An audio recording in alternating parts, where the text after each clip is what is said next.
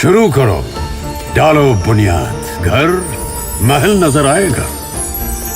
Wonder लाइए, wonder अपनाइए, फर्क नजर आएगा। वंडर सीमेंट, फर्क नजर आएगा। तो क्या इन आरोपियों को आप सस्पेंड कर रहे हैं? क्या इन्हें उन्हीं थानों में बंद किया जाएगा जहां इन्होंने लूट की है? पूरी कहानी मैं बता रहा हूं, बहुत गजब हुआ है ये मध्य प्रदेश में। जब पुलिस ही लुटेरी हो जाएगी तो अब आम आदमी की सुरक्षा कौन करेगा? पूरा मामला मैं बता रहा हूं। दरअसल मेरे पास सूत्रों से जो पूरी खबर है, बेहद चौंकाने वाली खबर है और इसकी कई परतें हैं। इनकी परतें खुलेंगी तो बहुत सारी चीज़ें सामने आएंगी। दरअसल कटनी में ऑनलाइन सट्टे का बड़ा काम होता है और यहाँ गुरनानी करके एक व्यक्ति है, मैं पूरा नाम जानबूझ कर नहीं बता रहा हूँ, मुझे नाम पता है।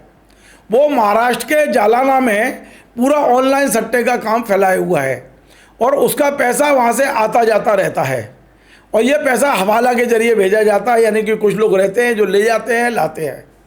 और इस बात की खबर लग गई थी सिवनी पुलिस को। ये बात कल सुबह की, यानी परसों रात और कल सुबह, यानी पूरी रात ये पुलिस ने ऑपरेशन चलाया है। 2,96,50,000 रुपये लेकर एक गाड़ी जो कटनी से महाराष्ट्र के लिए निकली थी और मुखबिर ने सूचना दे दी। सिवनी में एक जो थाना है बंडोल थाना, वहाँ के प्रभारी हैं अर्पित भैरम को ये सूचना मिल गई थी कि इस गाड़ी में करीब 3 करोड़ रुपया हैं। उसने उस गाड़ी का पीछा किया और एक जगह जाके वो गाड़ी रोक ली और रोकने के बाद इस अर्पित ने एसडीओपी पूजा पांडे को फ़ोन किया, जो सिवनी में एसडीओपी हैं, और कहा कि मैडम बहुत मोटा पैसा मिल गया है, आ जाओ आप। तो मैडम ने तत्काल अपने जो ऑफिस के 7 लोगों को निर्देश दिए कि ड्रेस पहन के फला फला स्थान पे आ जाओ। 3 गाड़ियों में भरकर, एक थाना प्रभारी की, एक एसडीओपी की और एक और गाड़ी में, 3 गाड़ियों में भरकर लोग वहां पहुंच गए जहां थाना प्रभारी ने इस गाड़ी को रोक के रखा था और उसके बाद जंगल की ओर उस गाड़ी को ले जाया गया और उससे पूरे 3,96,50,000 रुपये लूट लिए गए। और लूटने के बाद में उससे कहा कि तेरे को जान बचानी है तो यहाँ से भाग जा, वरना हम तेरे को भी पीटेंगे। तो आप सोचिए, ये व्यक्ति जो 3 करोड़ रुपए लेके कटनी से निकला था, ये नागपुर पहुँचा। वहाँ नागपुर में जाके उसने बताया, क्योंकि उसको डिलीवरी नागपुर में देनी थी, पैसा जालना जाना था, डिलीवरी नागपुर में देनी थी। तो नागपुर वालों ने कहा कि नहीं भाई, मैं तो आप जाइए, या तो एफआईआर करिए वहाँ जाकर, और इस तरह से कैसे पुलिस पैसे लूट सकती है। तो जो व्यक्ति पैसे लेके आए थे वो वापस सिवनी आए और सिवनी में कोतवाली में पहुँचे, कोतवाली में, और बाकायदा उन्होंने एक आवेदन पत्र दिया और कहा था कि पुलिस की वर्दी में 10 लोगों ने उसके साथ 3 करोड़ रुपए की लूट कर ली है। अब आप सोचिए, उसके बाद में ये जो कोतवाली थाने में थे, कोई गौरव थे, इनका नाम बताया गया है गौरव उइके, सब इंस्पेक्टर। उन्हें बिठाया और पूछताछ की कि पुलिस की ड्रेस में थी, बोले हाँ। उन्हें कहता है कि इस पूरी टीम का नेतृत्व कर रही थी कोई महिला थी। तो अचानक गौरव उइके ने पूजा पांडे जो एसडीओपी हैं उनके क्षेत्र की, उनका फोटो दिखाया तो इन्होंने स्वीकार कर ली कि हाँ यही महिला है हमारे साथ लूट करने वाली। उसके बाद में ये सूचना उन्होंने एसपी को दी, एडिशनल एसपी दीपक मिश्रा को दी और इन लोगों को पूजा के पास ही भेज दिया। आप सोचिए, तो कोतवाली थाना वाले डर गए कि अब ये तो एसडीओपी है हमारी और ये लूट कैसे कर सकती हैं, तो आरोपियों को वहाँ भेज दिया गया। अब आप सोचिए इसके बाद जो हुआ वो और भी ज़्यादा चौंकाने वाला है। जब जो ये लोग जो पैसा लेके जा रहे थे, जो शिकायत करने आए थे, वो एसडीओपी मैडम के पास पहुँचे तो एसडीओपी मैडम ने इनसे सौदेबाजी की, आधा तुम रख लो, आधा हम ले लेते हैं। आप सोचिए क्या हुआ ही है। और 1.5 करोड़ रुपए उनको दे के रवाना कर दिया, कहा कि आप रखो। इस मामले को रफा दफा करने की कोशिश की, लेकिन गौरव उइके ने ये मामला कुछ मीडिया वालों को बता दिया, जैसी खबर मेरे पास आ रही है। उसके बाद मीडिया वाले सीएसपी ऑफिस पहुँचे, वहाँ पर पता चला कि मैडम ने तो सर मामला निपटा लिया है और वो आधे पैसे लेके निकल भी गए, आधे मैडम ने रख लिए पैसे। उसके बाद में जो हुआ कि एक पुलिस वाले ने भोपाल में, जो कि छुट्टी पे थे डीआईजी राकेश कुमार सिंह, एक पत्रकार ने राकेश कुमार सिंह को बता दिया कि मैडम ने आधे रख लिए हैं और आधे कर दिए गए हैं। तो राकेश कुमार सिंह ने वहाँ मीडिया के दूसरे लोगों से बात की, जो उनके भरोसे के लोग थे। उनने अपने कुछ मुखबिर सक्रिय किए, क्योंकि राकेश कुमार सिंह सिवनी में एसपी रह चुके हैं, तो उनको वहाँ उनका एक मुखबिर तंत्र पहले से ही बना हुआ था। तो मुखबिर तंत्र ने उन्हें सूचना दी कि बाकायदा रात में 3 करोड़ की लूट हुई है, लूट के बाद में ये सब कुछ हुआ है। जब सारी खबर पुख्ता हो गई, तब राकेश कुमार सिंह जी ने जबलपुर आईजी प्रमोद वर्मा को पूरी घटना बताई। आप सोचिए क्या था ये सब, किस तरह से पुलिस लुटेरी हो गई है। मतलब बड़े चौंकाने वाली जानकारियां हैं जो मैं आपको दे रहा हूं आज। ये कहीं किसी अखबार में नहीं मिलेगी, किसी टीवी चैनल पे नहीं मिलेगा आपको। और ये भी कहा गया कि वहाँ जो एडिशनल एसपी हैं सिवनी के दीपक मिश्रा, उनकी भूमिका भी कहीं ना कहीं संदिग्ध है, ऐसा लग रहा था। क्योंकि सारी जानकारी के होने के बाद भी जो एडिशनल एसपी को एसपी और डीआईजी को बताना चाहिए उन्होंने नहीं बताया, तो कहीं ना कहीं रफा दफा करने की कोशिश चल रही थी। तो फिर उन्होंने, राकेश कुमार सिंह ने आईजी से कहा कि इसकी जांच जबलपुर में ही किसी को सौंपें।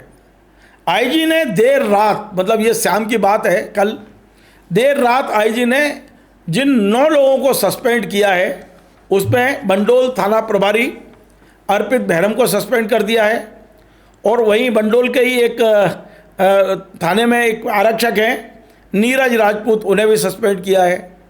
इसके अलावा 7 लोग पूजा पांडे के स्टाफ के लोग हैं, इन्हें सस्पेंड किया गया है। पूजा पांडे रात में 1 बजे इन्हें ड्रेस पहना के लूट के लिए अपने उपयोग करने के लिए ले गई थी। आप सोचिए, क्या ये गैंग है, ये पुलिस है या गिरोह है? बड़ा आश्चर्य हो रहा है मुझे ये खबर बताते हुए, और शर्मिंदगी भी कि हमारे मध्य प्रदेश में हो रहा है। जो लोग सस्पेंड किए हैं रात में, प्रधान आरक्षक माखन एसडीओपी कार्यालय में पदस्थ है, प्रधान आरक्षक रविंद्र उइके रीडर है एसडीओपी का, ड्रेस में पहुंच गए लूट करने के लिए, और आरक्षक जगदीश यादव एसडीओपी कार्यालय में पदस्थ हैं, ये भी ड्रेस पहन के पहुंच गए। आरक्षक योगेंद्र चौरसिया एसडीओपी कार्यालय में पदस्थ हैं, ये भी पहुंच गए ड्रेस पहन के। उनके जो ड्राइवर है रितेश मैडम के, एसडीओपी मैडम के, वो भी पहुंचे थे। और 2 उनके गनमैन हैं मैडम के, एक गनमैन है केदार और दूसरे हैं सदाफल, ये दोनों भी पहुंच गए थे, इन्हें भी सस्पेंड किया है। अब इसमें एक झोल जरूर है कि यदि एसडीओपी मैडम ने 1 बजे अपने स्टाफ के 7 लोगों को फ़ोन करके ड्रेस पहन के आने के लिए कहा, तो ज़रूरी नहीं है इन 7 को पता हो कि ये लूट के लिए बुलाया जा रहा है हमको। वो तो ये समझ रहे हैं कि हम तो जो एसडीओपी आदेश दे रहे हैं उसका पालन कर रहे हैं। क्योंकि जो जवान होता है, छोटा पुलिस कर्मचारी होता है, वो तो केवल अफसर के आदेश का पालन करता है। अब अफसर ऊपर ही ऊपर क्या खेल कर रहे हैं इसकी जानकारी बहुत कम रहती है। तो मुझे ऐसा लगता है कि एसडीओपी कार्यालय का जो स्टाफ है उनका पूरा दोष होगा, ये थोड़ा मुझे संशय है। मैं जो भी खबर बनाऊंगा निष्पक्षता के साथ। मुझे नहीं पता कि इसमें से किस किस पुलिस वाले को पता था कि लूट करने हम आ रहे हैं, और किस किस को पता था कि हम तो केवल, अब जैसे मान लीजिए एसडीओपी मैडम रात को 1 बजे स्पॉट पर जाना चाहती हैं और ड्राइवर को फ़ोन करेंगे तो उसकी ड्यूटी है ड्रेस पहन के जाने की, तो मैं यही कह सकता हूँ कि ये लूट के काम में होगा ये। लेकिन मुझे इस तरह के कुछ लोग लग रहे हैं कि इसमें कुछ लोग निर्दोष हो सकते हैं। लेकिन थाना प्रभारी बंडोल अर्पित भैरव और मैडम पूजा, ये तो पूरी तरह से प्रथम दृष्टया लग रहे हैं कि इन पर तो एफआईआर होगी। अब मेरे सूत्र मुझे बता रहे हैं कि आयुष गुप्ता जो जबलपुर के एडिशनल एसपी हैं, उन्हें कल ही रात को जांच सौंप दी गई है। पूरी रात उन्होंने जांच की है।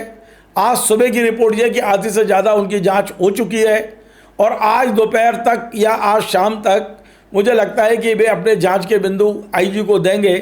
और इस मामले में जो अनुशंसा करने की उम्मीद है उसमें पूजा पांडे, थाना प्रभारी और कुछ अन्य लोग, इन पर एफआईआर होने की पूरी संभावना है, जो मुझे बताया जा रहा है।